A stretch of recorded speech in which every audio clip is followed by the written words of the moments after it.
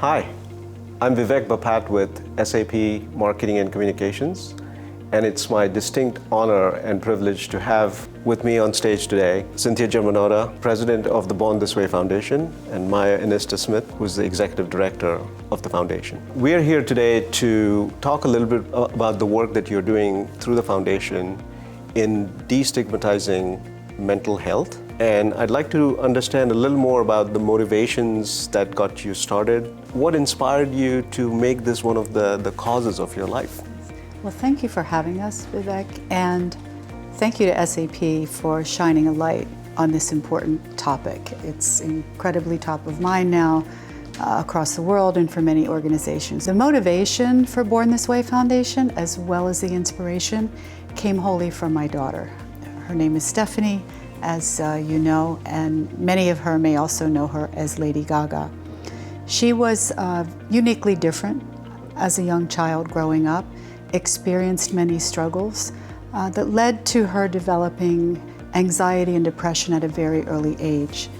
And as we traveled the world, I'm fast forwarding, to her career, she would talk about these struggles openly to her fans, to the young people that were attending. And we heard so many similar stories around the world of young people that had like experiences that wanted to know how she overcame it. Gaga, how can we get involved? How did you do it? Very aspirational and hopeful that they wanted to be part of a change. And that beautiful organic relationship is really what gave birth to the foundation. And our work over the past 7 years has been focused on inviting and supporting healthy conversations around mental health.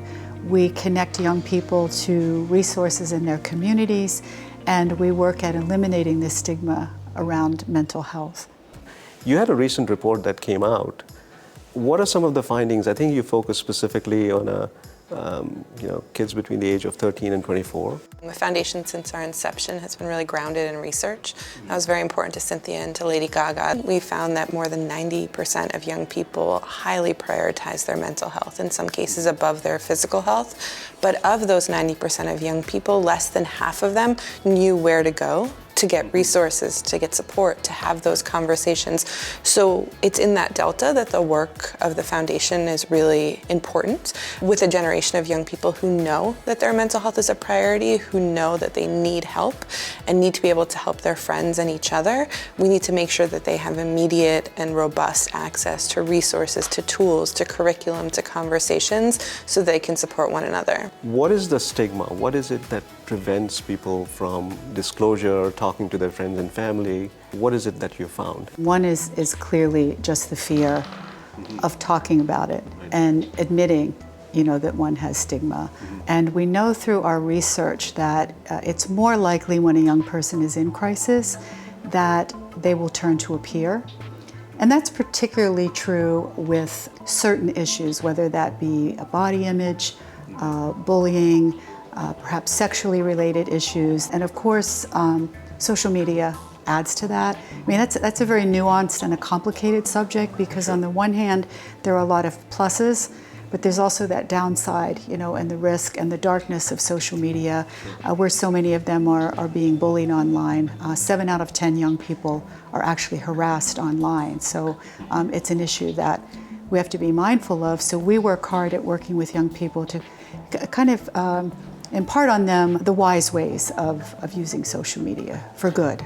I think the challenges that you're addressing early on is trying to get raise the awareness before they enter into the workplace. What is the way that you engage people at such a young age? We try and do it in every environment in which they're in.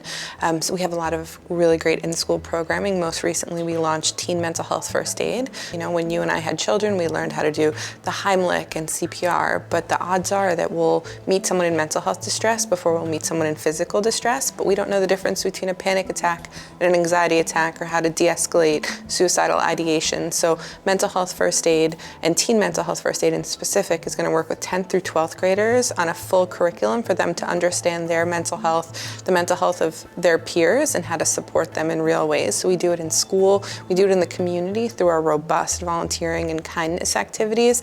On the last 5 tours of Lady Gaga and then here today, we work with incredible local organizations to bring kindness, community, mental health resources, and just have those conversations.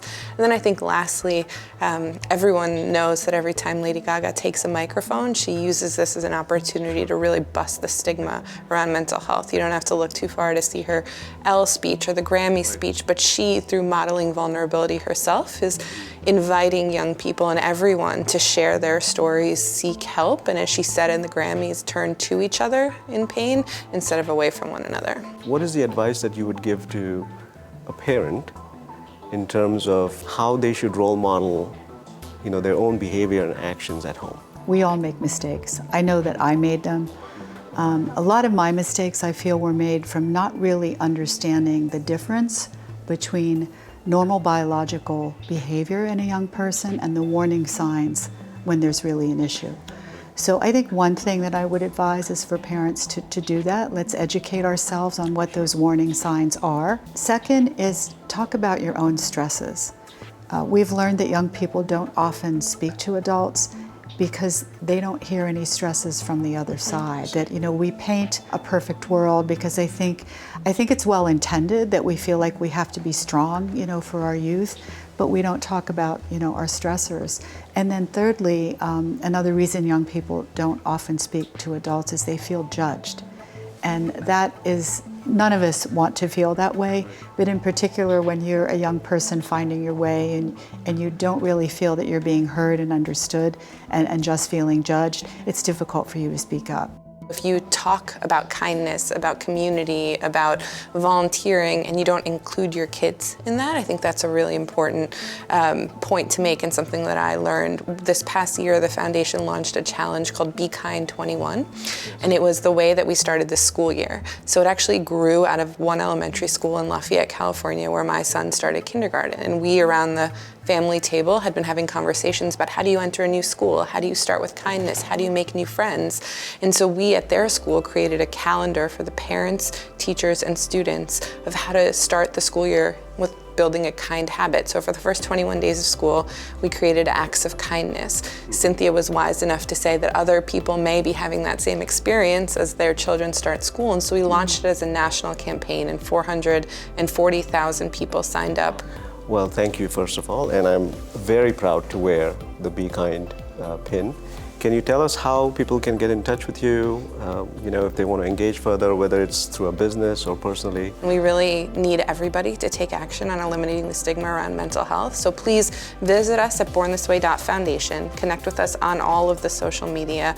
Online is a really incredible way to get in touch with us. If you find yourself in Las Vegas, we've taken up residency in the Park MGM Theater and the broader Las Vegas community, and we're really proud of our work we're doing there with some of our great partners. But this hopefully is just the beginning of a long conversation with SAP, with everybody watching this video, and we appreciate the opportunity to share. Maya and Cynthia, thank you. It has been an incredible privilege and honor to have you join us at Sapphire Now.